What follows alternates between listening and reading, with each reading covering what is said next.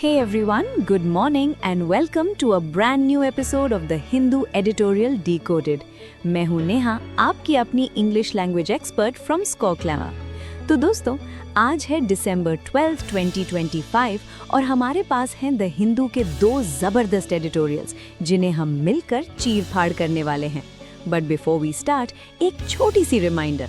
आज के एडिटोरियल्स की सारी इंपॉर्टेंट वोकैबुलरीज की एक प्रीमियम पीडीएफ स्कॉकलैमा के टेलीग्राम चैनल पर फ्री में अवेलेबल है। तो सेशन के बाद डिस्क्रिप्शन में दिए गए लिंक से चैनल ज्वाइन करना बिल्कुल मत भूलना। ऑल्सो एक छोटी सी टिप, अगर आप बिगिनर हैं तो feel free to pause the video. जब भी मैं कोई सेंटेंस एक्सप्लेन करूं, उसे पॉज करके समझने की कोशिश कीजिए और अगर हो सके तो सेंटेंस को 2 बार जोर से पढ़िए। Trust me, if you do this for 6 months, आपकी इंग्लिश नॉलेज ड्रास्टिकली इंप्रूव हो जाएगी। So ready, let's dive in. पहला एडिटोरियल है notional security on the USS national security strategy. Notional security का मतलब होता है एक ऐसी सिक्योरिटी जो बस नाम की है या सिर्फ एक कॉन्सेप्ट है, और ये यूएस की नेशनल सिक्योरिटी स्ट्रैटेजी पर है। सबटाइटल कहता है the US is in pursuit of global dominance and isolationism simultaneously. मतलब यूएस एक ही टाइम पर पूरी दुनिया पर अपना दबदबा भी बनाना चाहता है और साथ ही सबसे अलग थलग भी रहना चाहता है। Let's see how. The US has released its first National Security Strategy यानी NSS under the Trump second term. US ने ट्रंप के दूसरे कार्यकाल में अपनी पहली National Security Strategy यानी NSS जारी की है. A document described as a roadmap to ensure that America remains the world's strongest, richest, most powerful and most successful country for decades to come. एक ऐसा डॉक्यूमेंट जिसे एक रोड मैप की तरह बताया गया है ताकि अमेरिका आने वाले दशकों तक दुनिया का सबसे स्ट्रॉन्ग, सबसे रिच, सबसे पावरफुल और सबसे सक्सेसफुल देश बना रहे। Classic Trump. Washington has identified 5 top foreign policy priorities. Washington ने विदेश नीति में अपनी 5 top priorities बताई हैं. These include the notion that the era of mass migration has ended. इनमें ये विचार शामिल है कि mass migration यानी बड़े पैमाने पर लोगों के एक देश से दूसरे देश जाने का युग अब समाप्त हो गया है. That core rights and liberties, including the freedom of speech and religion, need to be protected more than ever before. कि जो मुख्य अधिकार और स्वतंत्रताएं हैं, जैसे बोलने की और धर्म की आज़ादी, उन्हें पहले से कहीं ज़्यादा प्रोटेक्ट करने की ज़रूरत है. That the White House sees it as imperative to double down on shepherding peace deals across the world. कि White House के लिए ये बहुत ज़रूरी है कि वो दुनिया भर में शांति समझौतों को कराने पर और ज़्यादा जोर दे. As a means to solidify US influence abroad, ताकि विदेशों में US का प्रभाव और मजबूत हो. And that economic security will be accorded highest importance in foreign policy. और ये कि विदेश नीति में आर्थिक सुरक्षा को सबसे ज़्यादा इम्पोर्टेंस दी जाएगी. For the last pillar of national security especially, the thrust of concerted foreign policy actions for the remainder of the second Trump administration will entail efforts towards achieving balanced trade, securing access to critical supply chains and materials, reindustrialization of the US economy, boosting American defense infrastructure, energy dominance, and supporting Wall Street to leverage the dynamic free market system and our leadership in digital finance and innovation worldwide. Basically, America first again and again. While the grandiose terms of US foreign policy priorities are unsurprising in their broad emphasis, other than perhaps the unrelenting subtext of eternal, unquestioned American exceptionalism, it is the broadside against European allies that is most troubling, for the risk that it poses to regional stability across the continent. हालांकि US की विदेश नीति की priorities के ये जो बड़े-बड़े terms हैं, वो अपने जनरल फोकस में कोई हैरानी की बात नहीं है, सिवाय शायद इसके केस में लगातार एक बात छिपी हुई है कि अमेरिका हमेशा से सबसे एक्सेप्शनल यानी सबसे अलग और बेहतर है और इस पर कोई सवाल नहीं उठा सकता. पर जो सबसे ज़्यादा परेशान करने वाली बात है वो है यूरोपियन सहयोगियों पर किया गया सीधा हमला, क्योंकि इससे पूरे महाद्वीप में क्षेत्रीय स्थिरता के लिए खतरा पैदा होता है. The NSS not only takes a patronizing tone on Europe, facing the stark prospect of civilizational erasure owing to its purported economic decline, NSS ना सिर्फ यूरोप को लेकर एक patronizing tone यानी हम तुमसे बेहतर हैं वाला रवैया अपनाता है, ये कहते हुए कि यूरोप अपनी कथित आर्थिक गिरावट के कारण सभ्यता के मिट जाने की कठोर संभावना का सामना कर रहा है, बल्कि ये जर्मनी और EU देशों को अस्थिर अल्पसंख्यक सरकारों वाला बताकर उनकी गलती भी निकालता है, whose policy actions do not apparently match their stated desire for peace in the context of Russia's war in Ukraine, जिनकी policy actions रशिया-यूक्रेन युद्ध के संदर्भ में शांति की उनकी घोषित इच्छा से मेल नहीं खाती। Basically, US is saying, तुम लोग कहते कुछ हो, करते कुछ हो। Little wonder that Germany's Foreign Minister Johann Wadephul retorted that in the context of Germany, he did not believe that questions of freedom of expression or the organization of our free societies belonged in the US NSS. तो इसमें कोई हैरानी की बात नहीं कि Germany के foreign minister Yohan वॉडेफुल ने पलटकर जवाब दिया कि जर्मनी के संदर्भ में वो ये नहीं मानते कि अभिव्यक्ति की स्वतंत्रता या हमारे स्वतंत्र समाजों के संगठन के सवाल US NSS में होने चाहिए और कि उनके देश को बाहरी सलाह की कोई जरूरत नहीं है। सही बात है, अपना घर खुद संभाल लेंगे। Thank you very much. While the NSS is a signpost to guide US diplomats towards a united vision for Washington-defined foreign policy goals, its latest version has set the cat among pigeons so far as anxieties around NATO's strength are concerned. हालांकि NSS US diplomats के लिए Washington द्वारा तय किए गए foreign policy goals के एक united vision की तरफ गाइड करने वाला एक signpost है, इसका latest version NATO की ताकत को लेकर जो चिंताएं हैं, उनके बीच खलबली मचा दी है। Basically, it has created a lot of trouble. If, as the NSS says, the US intends to push a burden-sharing network to force all its allies to assume responsibility for stability in their regions, it might end up bolstering the sense of impunity with which autocrats worldwide flout territorial and human rights norms in their quest for power. अगर जैसा कि NSS कहता है, US एक burden-sharing network को आगे बढ़ाना चाहता है ताकि वो अपने सभी सहयोगियों को अपने अपने क्षेत्रों में स्थिरता की जिम्मेदारी लेने के लिए मजबूर कर सके, तो इसका अंजाम ये हो सकता है कि दुनिया भर के तानाशाहों को और ज्यादा छूट मिल जाए, जिससे वो सत्ता की अपनी चाह में क्षेत्रीय और मानवाधिकार नियमों की धज्जियां उड़ाए। बेसिकली अपना अपना देख लो कहने से तो ऑटोक्रेट्स की ही मौज होगी ना। Guys, एक छोटा सा break. I hope you are enjoying this new podcast initiative. Before we move on to our next editorial, let me tell you something amazing. English section में सबसे ज़्यादा प्रॉब्लम आती है vocabularies, idioms and phrases और phrasal verbs को याद करने में, right? Well, not anymore.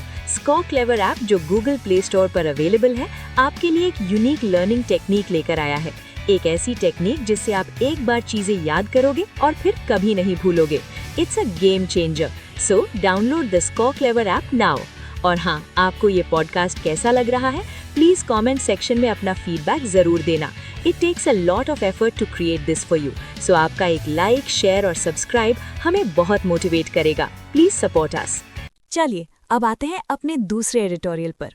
Title है playing to the gallery on the Karnataka Hate Speech and Hate Crimes Prevention Bill 2025। Playing to the gallery का मतलब होता है सिर्फ पब्लिक को खुश करने के लिए काम करना, पॉपुलैरिटी के लिए। और ये एडिटोरियल कर्नाटका के hate speech and hate crimes bill 2025 पर है। Subtitle, Karnataka's hate crimes bill is a threat to free speech. Karnataka का ये hate crimes bill free speech यानी बोलने की आज़ादी के लिए एक खतरा है। Uh-oh, this sounds serious. Good intentions do not necessarily lead to good outcomes.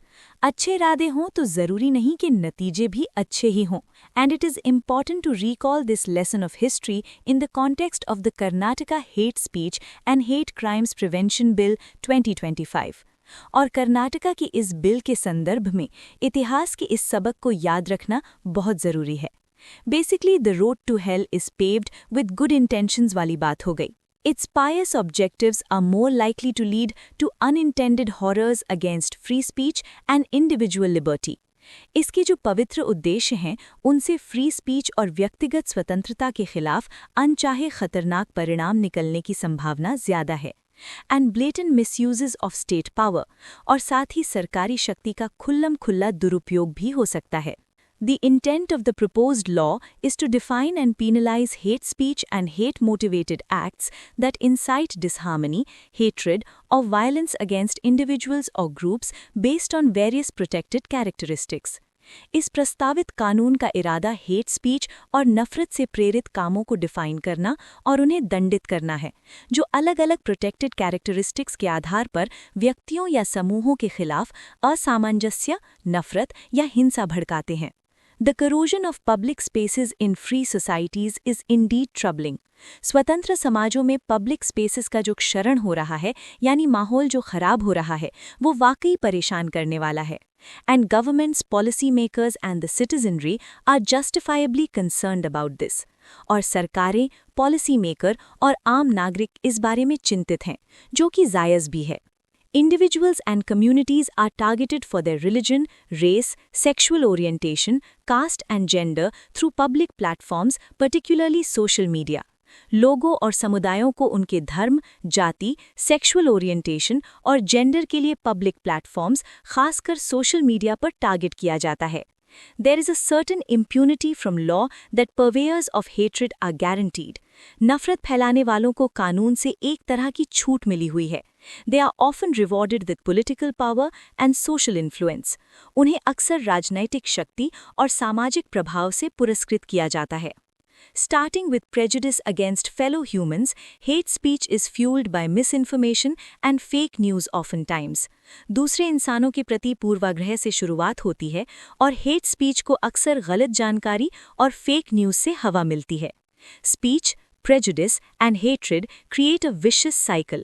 बोली, पूर्वाग्रह और नफरत एक दुष्चक्र बनाते हैं, जो कभी-कभी समूहों और व्यक्तियों के खिलाफ हिंसा का कारण बनता है।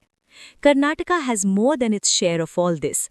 कर्नाटका में ये सब कुछ ज़रूरत से ज़्यादा है, and the state government must have thought that a specific law is the way to tackle this. और राज्य सरकार ने ज़रूर सोचा होगा कि इससे निपटने के लिए एक विशेष कानून ही एकमात्र तरीका है। Such attempts around the world are creating more problems than they resolve. दुनिया भर में ऐसी कोशिशें समस्याओं को सुलझाने से ज़्यादा नई समस्याएं पैदा कर रही हैं। Restriction of speech on any ground is a bad idea. किसी भी आधार पर बोलने पर पाबंदी लगाना एक बुरा आइडिया है। And when an agent of the state is authorized to determine what is allowed and what is not, it is a slippery slope. मतलब एक ऐसी ढलान जिस पर एक बार फिसले तो बस नीचे ही जाते हैं, कंट्रोल नहीं रहता। A case in point is how law enforcement in several Western countries cracks down on peaceful pro-Palestinian speech as anti-Semitic. इसका एक उदाहरण ये है कि कैसे कई पश्चिमी देशों में लॉ एनफोर्समेंट शांतिपूर्ण प्रो-पैलेस्टीनियन भाषण को एंटी-सेमिटिक बताकर उस पर कार्यवाही करती है।